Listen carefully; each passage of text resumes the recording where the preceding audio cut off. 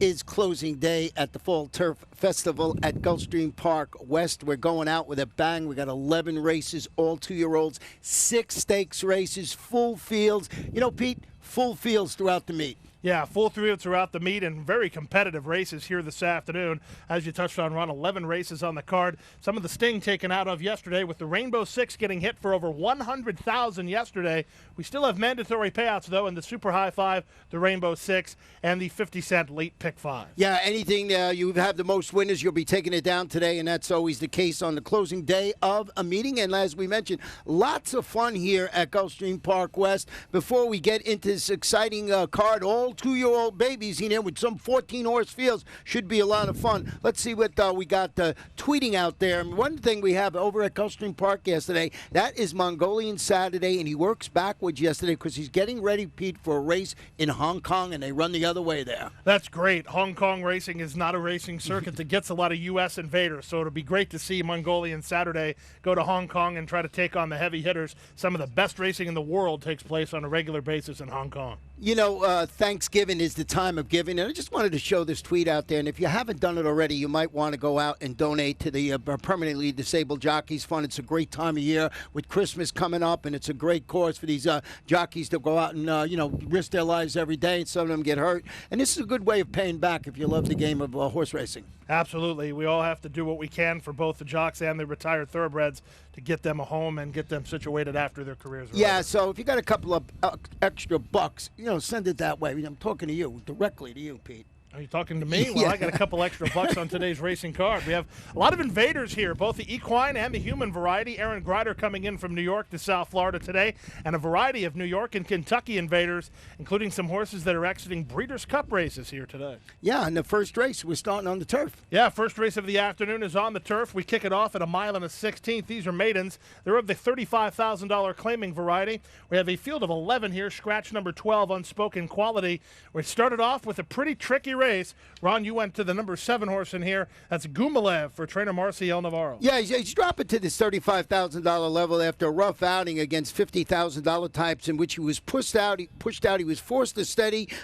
He finished 5th and was placed 4th via that steward's decision in there. So I just thought of that performance to drop. The barn has been doing very well throughout the meeting, Marcial Navarro. So I put that one on top, Pete. Well, now that I think about it, that horse was mugged in that race. He was bumped not once but twice. It was a very easy decision to have the horse who did that disqualified and moved Gumalev up. He had his momentum killed. He was very, very live in that race. Certainly it was his turf debut, so he should be better today than he was last time out. Another horse who lost to a very impressive turf winner was Grand Tapoy, talking about El Globo, who finished 2nd last time out, to Grand Tapoy, who freaked last time out. Yeah, and this one stretching out to 1 mile and a 16. He went up, he vied for the lead. He finished 2nd. As you mentioned, against a good horse, that was going 7.5 furlongs. I think the stretch out to 1 mile and a 16 is going to help. Yeah, we do have a rider change on the 2 in the first race to jockey Rafael Hernandez here today. Yeah, Rafael Hernandez ride the 2. I'll give you war. Okay, war. It's dropping into the maiden claiming ranks after stalking the pace 4 wide and fading to finish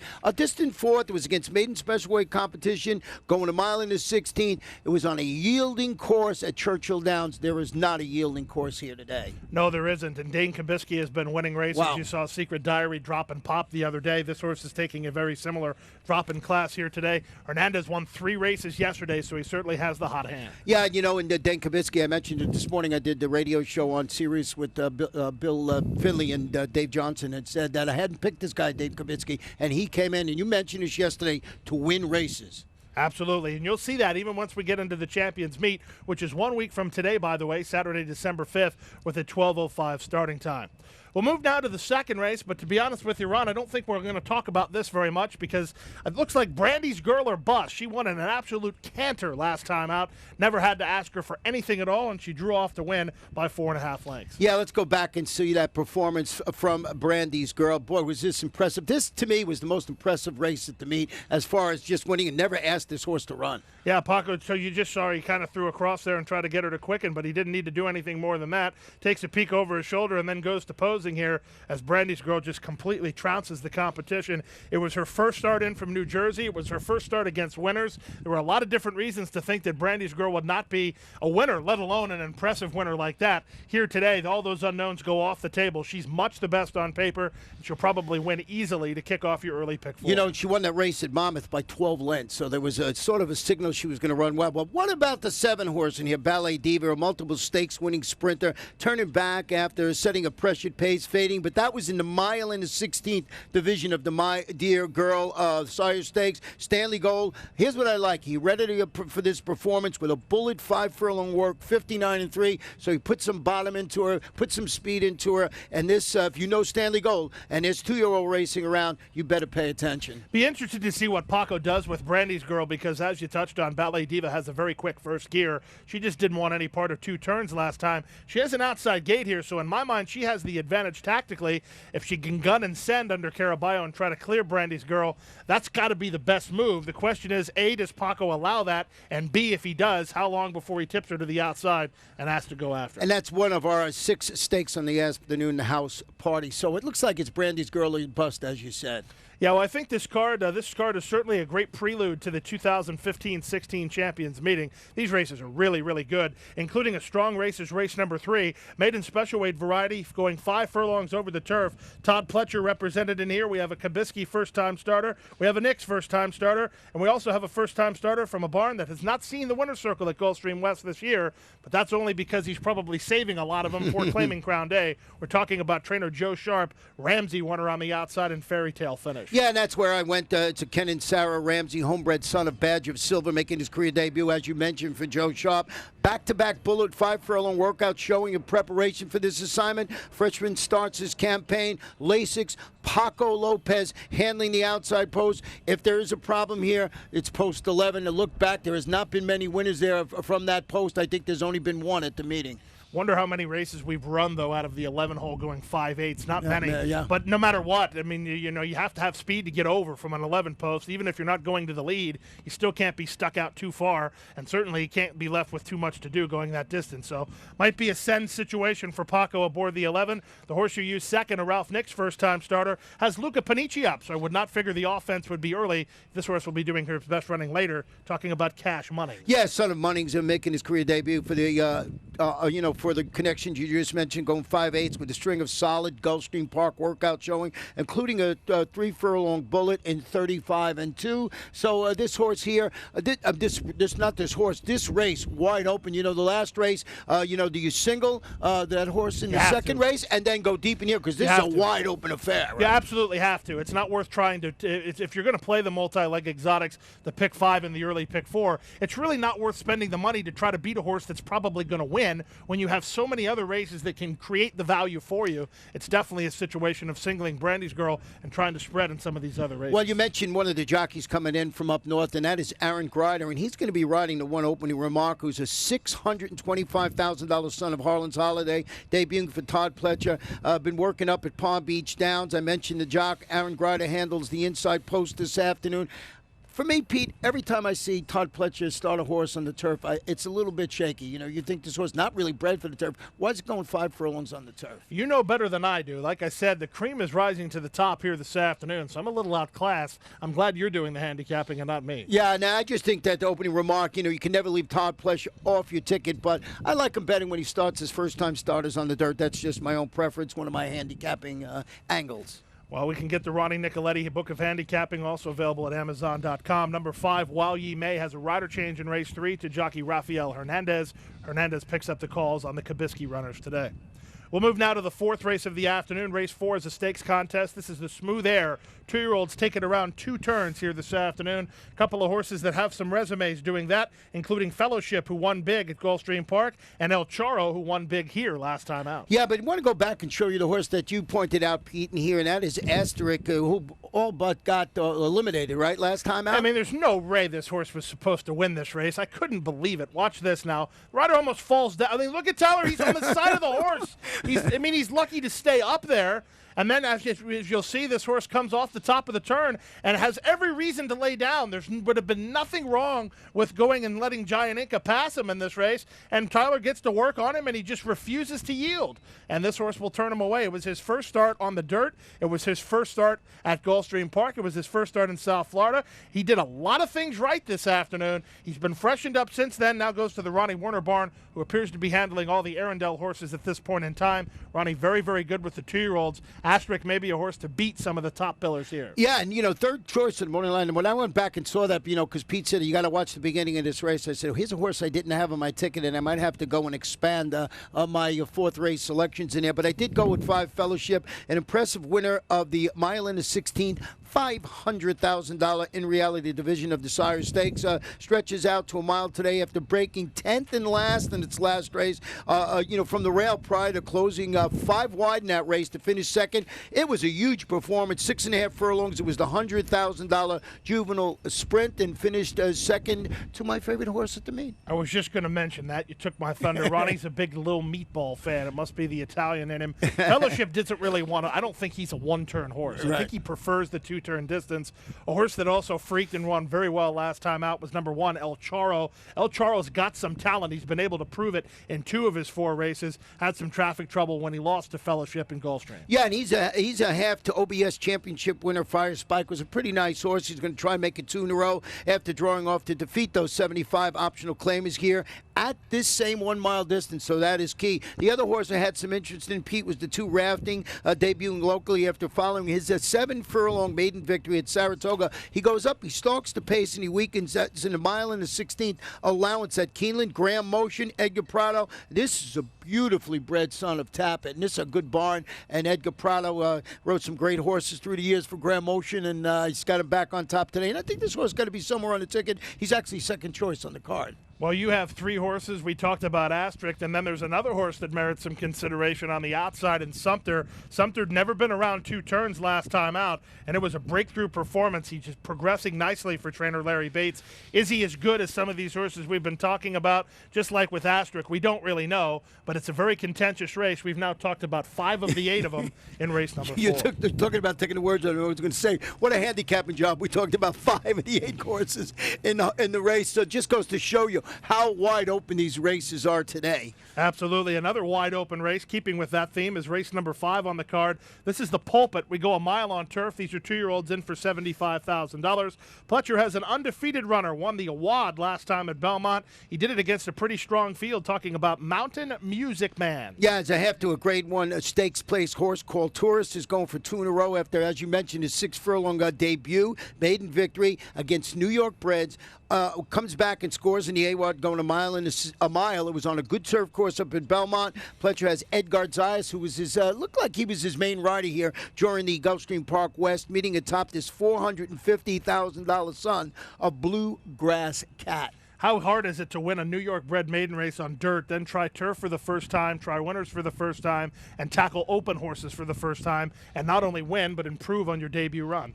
And what about number 10, Tiz Noble? Tiz Noble is stepping up versus winner. Really an impressive career debut, going a mile in the 16th, in which he drew clear to win by. He won that race by 5+ lengths. Boy, he stamped himself as somebody to watch. Joe Sharp, Tyler Gaffleone, and this is a son of Tiz now. Well, here's the thing about it. I know the folks who do the charts in Kentucky, and they're very, very, very conservative when it comes to gushing about horses that won first-time starter or first-time out. Look at the comment line in there, geared down. If Matt Metz, who writes the comments up in Churchill, if he's making that comment, I'm paying strict attention. Well, number 14, Life Imitates Art. I went back, and as I said, I looked at the thing. We only had one previous starter from post 14 going a mile on the turf, and the horse did not win, but there's no sampling there whatsoever. But here's the thing. I can tell you who that was, because I remember she ran yesterday. Al Jalala finished 3rd in the stakes. It was not a bad run. It was not a bad run. Life Imitates Art, the second beaten the neck by a future Grade 3 Pilgrim Stakes winner, Isothem, in a maiden special weight race up at Saratoga on August 22nd. So keeping good company against the next outstate. And then a maiden winner via a steward's decision at Belmont last time out. Steps up for Chad Brown right away. Chad Brown on the turf. Your ears got to go you got to get ready. Aaron Ryder will handle that tough outside post today. I really tried not to react to that sound effect, but I just couldn't help myself. Life imitates art has had a distinction that not many racehorses can say. This horse has been odds-on in 2 of his first 3 races and has gone favored every time he's run. Yeah, and like I said, he was put up by a steward's decision last time out, but this is a top-notch barn. The only concern, he'd be further up my ticket if it wasn't post 14, but if anybody could prove me wrong, it's trainer Chad Brown. We'll move now to race number 6. Race number 6 starts today's Rainbow 6. Again, it's a 20-cent play. The jackpot went down yesterday, but it's still a mandatory payout here this afternoon. And for me, Ron, this was absolutely not only the toughest race on the card, I think quality-wise over the long term, this might be the best race on the card. A lot of unknown commodities, a lot of first-time starters, but, man, the shed rows that are represented in this race certainly get you excited about next week. Yeah, I went to the number 4, Heavenly View, in here. I have to 3 previous stakes winners making her career debut for trainer Todd Pletcher with back-to-back bullet workouts showing over the Palm Beach Downs training track. Her biggest challenge looks like it's going to come from a stablemate who has the same exact work, so they must have worked in company. Eddie Castro will handle the 1. The 4 horse this afternoon by Aaron Ryder. These 2 on top of my ticket. I'm not enamored by picking, the trainer with 1st and 2nd in here, but I just had to go to those 2 with the workout pattern, and I just think those are the right 2 in this race. But you're right about that. You got to go deep here if you possibly can. Well, it's a great race because, like you touched on, Pletcher's horses have been working in company, it appears to us, and the horse on the inside and Miss Meteor is by Trap Shot, who in my mind is a speed-type horse, and then you have a horse, number 4, Heavenly View, is by Congrats, who raced long and came from off the speed. So tactically, you may be able to just look at the breeding and figure out what the game is. A horse who I would expect to be very forwardly placed in her debut is a horse for the Alfred McIntosh barn. Anytime you have the Averill Racing colors represented, speed will always be their weapon of choice. Yeah, and it's a daughter of Insummation, and a slew of solid workouts over this very track. Freshman gets Lasix. Tyler Gaffleone in the saddle, a race name for jockey to meet, and it looks like it's going to be Edgar Zayas. Got a pretty good lead going into today's card. Interesting horse that we didn't touch on yet is the 3, My Good Venezuela. She's run twice, but this is the first time she's ever run against maidens. How is that possible, you say? Well, they thought enough of her to debut her in a $300,000 race, the Florida Sire Stakes. You would probably have thought they were nuts. The bettors did. She was 33-1, but she more than split the field and rallied to be 5th, beaten only 4 lengths. I actually thought she had a look to win that last race, which was a $500,000 stake, won by Floridora. She finished 5th in there at a much reduced 5-1. Tries maidens for the first time. Concern here with this horse, 6 furlongs might be a tad too short. Yeah, and a nice price on her 5-1. Let's move now to race number 7. The 7th race is the Wait a While, named for the Todd Pletcher filly who used to run on turf. And this is a $75,000 stakes race at a mile on turf, so appropriately named. A very, very contentious field in here. This is a race where I think the winner is going to be a horse that continues to progress, but that's not saying much because everybody follows that profile here. Well, I went with the 13 on the outside with Sapphire Kitten, a daughter of Kitten's Joy, making her local turf debut, the first race, and stumbling at the start, getting bumped at the 16th pole, and getting beat a little over length. That was in the Grade 1 Breeders' Cup Juvenile Fillies Turf. Joe Sharp, Tyler Gaffleone. What's the concern? Post 13. Post 13. We told you at the top of the program we had horses coming out of the Breeders' Cup. We weren't lying. Sapphire Kitten's the one we were referencing. Again, Joe Sharp and Tyler Gaffleone hook up. Horses 7-5 on the morning line. There are some other options, though, including 2 Chad Brown horses, the 3 coming in from Suffolk, but the 9, Amaze Me Grace, a victor last time out over the Belmont turf. All right, I went with the number 5 horse in second here, Pete, and that is Pancake, as you would know, and this one is looking to stay undefeated after following her debut maiden victory on a Gulfstream turf with a 4-wide score. That was in the $100,000 juvenile turf here. Arundel, homebred daughter of Corinthian, has never tasted defeat, going a mile on the turf. 2 starts, 2 wins. Full disclosure, I still owe Ron pancakes. I'll have to make a trip to the Gulfstream Park for the Champions meeting. Take care of that debt. Yeah, it's a little bet we have against horse to horse. We bet pancake breakfast, and I think he owes me about 12 of them. No. Four. Okay, well, I lost. He's embellishing 3 times over, as usual. What about the 4 Lyra in here, making her stakes debut after showing a fondness for the local turf when she survived that stretch duel she was in last time out to break her maiden at the distance? Oh, it's just Todd Pletcher, Eddie Castro atop. This $170,000 daughter of Giants Causeway. What a great race this is. Yeah, it's a very, very good race. Have to make a joke here, though, Ron. I owe you pancakes. Maybe I'll pay you in lira. Oh, there you go, in lira. There you go. That's Italian, and, a little meatball. All things coming together. We'll move now to the 8th race. The 8th race starts the 50-cent late pick 4. This is the Buffalo Man. We're sprinting on the main track for $75,000. Ronnie, I looked and looked and looked and looked and tried to find a reason not to pick a long shot on top, but I could not find a reason to do that. I went with a long shot on top on the tip sheet, available at GulfstreamPark.com. You did not, however. You went with the horse for Dane Kibitsky. Yeah, Dane Kibitsky. This one is making his first start since following his 4.5 furlong maiden break at Churchill during May with a troubled outing that was in the 5.5 furlong Tremont at Belmont, in which he stumbled at the start. Then he rushes up the track to pace. He weakens to finish 4th behind a pair of next out winners and a pair of future Grade 3 stakes place finishes. That's one called Banry and the other one called Uncle Vinny. And today ridden by Rafael Hernandez. So Dane Kibitsky, as I mentioned, the last couple of days I did not pick him. Every time I didn't, he won. So today I'm going on the bandwagon with him, Cat Tree, for me. And I just thought this horse come out of a really good race. The Tremont seems to be a good race. And a horse that he came out of to break his maiden was pretty darn good, too. The two next out winners from race, second and third place finishers came back to win, right, including Acapulco, which, correct me if I'm wrong, I didn't look it up. I think I just remember. Acapulco is the Wesley Ward horse that went to Ascot and won, didn't he? That's right. That's exactly what it is. I missed that part. Yeah, and just that part. So a lot of horses have come out of this race. 2 Grade 3 stakes place, 2 next out winners. So really a good performance there. And as I mentioned, Rafael Hernandez, who had a 3-day win yesterday. So pretty good in there. And then I went with the 8 in here, Pete. Full Salute, a multiple stakes place son of Spitestown. Shows a bullet work at our training facility, Palm Meadows, in preparation for the first start since Chasing the Pace and Fading. That was in the Grade 2 of Futurity at Belmont last time out. Eddie Plesa Jr., Edgard's Eyes. This is the leading money winner in the field with $155,000. The 2 horses you have to decide what to do with in this race are Full Salute for the barn of Eddie Plesa, who's stakes tested, and Pirolone, who set a very, very fast pace at Belmont last time out, was life and death to hold on as a heavy favorite, but cuts back in distance today. Yeah, cuts back a little bit in distance today. They're talking about that 1 mile, 1 turn thing on Big Sandy at Belmont Park. Ralph Nix, just a great summer, great fall. So a horse that I had to put on my ticket.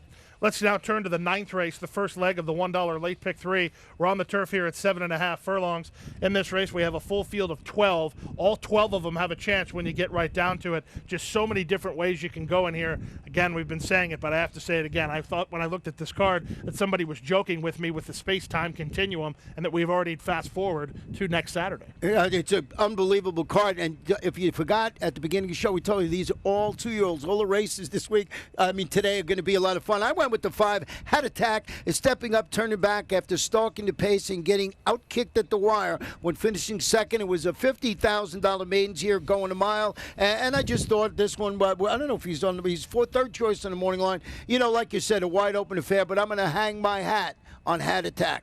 How's that? Well, I'm going to go try to ransack you from the 4 post. This horse coming in for Todd Pletcher. Blew the break last time out. Still managed to only beat 5 lengths while showing some interest. That was at Keeneland over the turf. Takes back to the Gulfstream Park West turf course here today and should improve. Well, I looked up the stat here. Todd Pletcher is 15 for 57. That's 26%, a good percentage with 2-year-olds making their second start on the turf. The morning line favorite is number 6, Chief Admiral, for trainer Mark Casse. Mark had a winner yesterday on this turf course. Paco Lopez has the call for owner Gary Barber. This horse is a first-time starter, has been working pretty well at Palm Meadows. Yeah, and Mark Casse, what a year they've had. So I can understand. He came yesterday, did not use that horse, and he came flying at the end with Paco. He sat behind that pace and just came flying. So certainly a horse that you want to add there. The other one I used was the 3, Salt Mine. Merits a spot, at least on my ticket, at a price after getting squeezed at the start. Steadied at the 8 pole, finishing 8, beaten 7.5 lengths at 50-1. A little bit of a long shot in there. And Jose Caraballo in the saddle today. Just throw it on the ticket. Because don't forget, in addition to all these great stakes races in these full fields, we have rolling super high 5s throughout the afternoon. Boys, that's been popular, and they pay pretty nice. Yeah, 50 cents the minimum play, so you can get a little coverage. Salt Mine will be a huge number. Might be worth an across-the-board play if, in fact, you think she has a good enough I just think that there was enough trouble in that last race, and, I respect the jockey, Jose Caraballo. I think it's got a chance to be on the ticket somewhere. I'll be betting a couple of bob on it, as they say in, Italy, not France.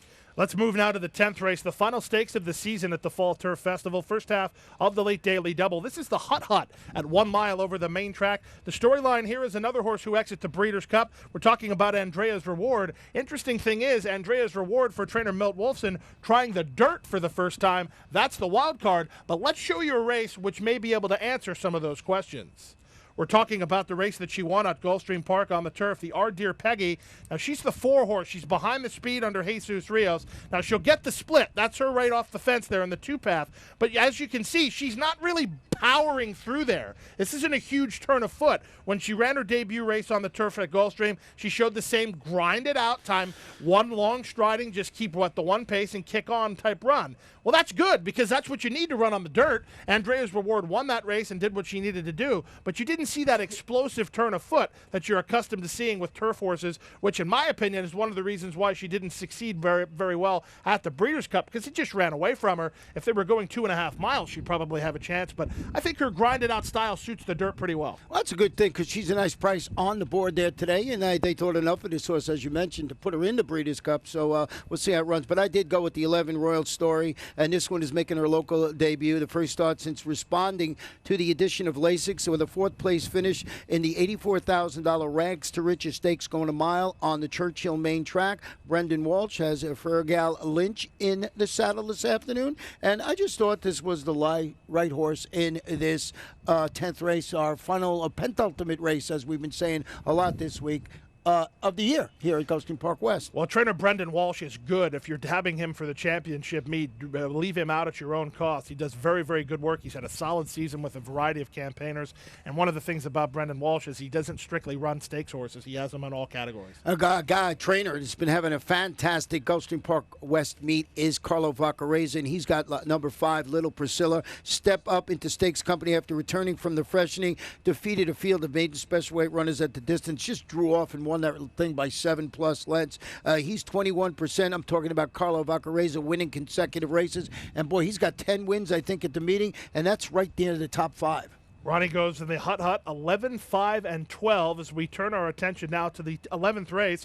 11th race is the final race of the season, but we go out with a bang. Strong maiden race on turf for the fillies. This is a 7.5 furlong contest. We have Christophe Clement, we have Todd Pletcher, we have Chad Brown, and we have a guy who won a race earlier this week, and Mark Henning, with a horse who has some experience. The other barns are all first-time starters. Yeah, I went with the 10, Frisky Kitten. It's Ken and Sarah Ramsey, homebred daughter of Kitten's Joy, debuting. You mentioned one of those, Chad Brown. He's really good. He's 15 for 77, about 20%. It's actually 19% with 2-year-old first-time starters on the turf. That's different, so I want to get that stat out there. And, I had to have Chad Brown on the top of my ticket somewhere because he's going to win some races today. Pretty amazing when you look at it. First-time turf is a flat bet profit of $259. First-time starters, period, is a flat bet profit of $240. And that's with a pretty big sample size. I mean, that's 174 horses. Yeah, he's that's up there. Amazing. I was going to say he's up there in the 170s, 200s, and everything like that. The horse I used in second, Pete, was the 5 Tangaru, and this one is stretching out around 2 turns after the promising debut, going 7/8 on the Belmont turf, in which he pressed the pace early, retreated to finish 5th, beaten 7.5 lengths, but it's Pletcher, 26 with his freshman runners, 26%, making his second start on the grass, as we mentioned earlier. Edgar Zayas at the controls. I think this horse got some upside in there. I don't know what is on the morning line. The 5 horses, Tangaroo is 5-1. 5-1. So I think that's a horse that figures in there. Well, another horse that figures just based on the experience edge is the 13, About Face. This horse finished 3rd last time while racing on the Belmont turf, going 6 furlongs. Yeah, so I got him on the ticket, as you mentioned, for all those reasons. And I just think her most recent outing at 6 furlongs in the Belmont turf was pretty good. So one of the many races on the card that are, how can we say this, wide open. Well, we have to talk about Grand Folly before we sign off today. Grand Folly for Christophe Clement and Edgar Prado. Can't leave Christophe Clement out, going first-time starters on the turf. The statistics don't tell the story in the case of Christophe Clement. He does well with first-time starters. Prado has the call here, and this horse is bred to do exactly what she's doing, race 2 turns on the turf. Yeah, so just one of the 14 horses in this race that could possibly win. Well, Ron, before we sign off here this afternoon, I'd like to say thank you very much for a great summer season. Oh, it was a pleasure working with you. I love working with you, and hope to do it again soon. Yeah, it was really a lot of fun, and Pete and I had a ball out here, as you can tell, each and every day. So we'll see you back here. You'll be over. You come visit us at Gulfstream Park West, and Gulfstream Park, when you do, bring some pancakes, will you? I will. I'll bring Lyra, too. Have a great day, fans.